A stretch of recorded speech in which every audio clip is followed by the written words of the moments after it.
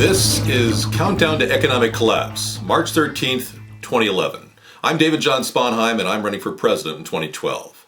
This past week has ushered in a group of problems that have catapulted toward economic instability in the world.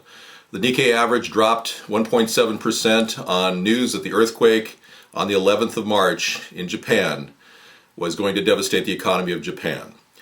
Preparations are being made to shore up oil supplies to Japan. That will draw from the world oil supply, as will the problems with Libya and Gaddafi. He's taking control over the oil wells, and he should have stability in the country. Barring any new changes from protesters or from our support for the protesters under Barack Obama, which I've warned is destabilizing the Middle East and causing prices of oil to rise. There's another problem that's serious, a potential meltdown in the nuclear reactors at Fukushima. This is a major problem that could involve your health and safety and will impact the economy in a huge way.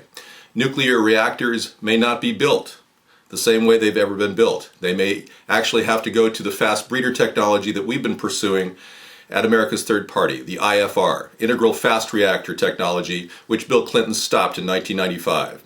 It would begin to safely get rid of all the radioactive material that was created by nuclear plants for the past 30, 40 years. Now, moving on, we've got a potential link between solar flare activity and the earthquake in Japan. Just about a week prior to the earthquake in Japan, on March 4th, one of the largest solar flares occurred from the sun, documented. Here's a picture of it. As you can see, it is huge.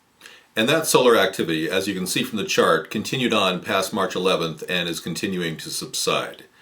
This is a potential predictor for any type of earthquake or tsunami activity. We need to be aware of that, and our scientists need to be more vigilant in understanding the relationship between the sun's internal activity and our mass and how it affects volcanoes, earthquakes, tectonic plates, and of course, our own survivability.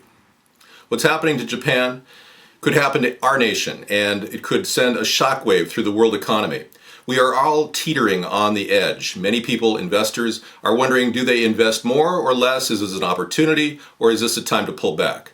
For most people, it's a time to diversify and to build up your silver, gold supplies, prepare for the worst with families, develop food supplies for your family. Emergency urban survival kits are necessary. You have to ask yourself, are you prepared? Do you have everything you need to survive? Remember, this is a sustainable economy we're heading toward. That means that we all have to start thinking about that, and we have to start sharing our resources with our friends, family, and neighbors. So, begin the begin, folks, and get ready for whatever's coming. Now, as we progress forward, we need a change of leadership in this country, and the two-party system has got to change. They have got old cronies that are talking about cutting $100 billion off the budget when we need to cut $1 trillion off the budget. We need to start moving rapidly toward developing green technologies, not the kind of work that Obama's done so far. Spending $20 billion out of $787 billion in the ARA, American Recovery and Reinvestment Act, was a shallow attempt at building new technology. I will embrace the concept of windmill production, solar panel design, water reclamation, and our seawater pipeline solution for this nation in the event of any kind of a major catastrophic disaster or drought. So, stay tuned to America's Third Party, and we'll bring you more cutting-edge information about what we can do to save the human species on the planet, as well as America from economic collapse.